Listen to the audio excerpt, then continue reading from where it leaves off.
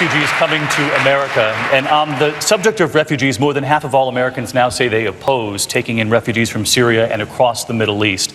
Secretary Clinton, you have said that it would undermine who we are as Americans, shutting our doors. But New Hampshire's governor, where we are right here tonight, a Democrat and a supporter of yours, is among more than 30 governors who are now concerned. Governor Maggie Hassan says we should halt acceptance of Syrian refugees until U.S. authorities can assure the vetting process. Halt Syrian refugees a pause. Is she wrong? Well, I agree that we have to have the toughest screening and vetting that we can have.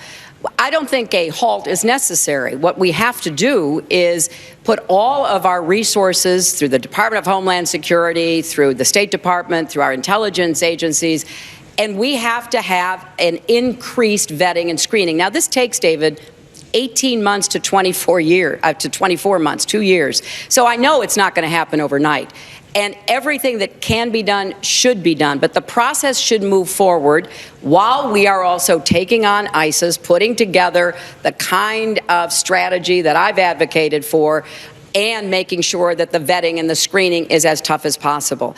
Because I do believe that we have a history and a tradition that is part of our value system, and we don't want to sacrifice our values. We don't want to, make it seem as though we are turning into a nation of fear instead of a nation of resolve. So I want us to have a very tough screening process, but I want that process to go forward.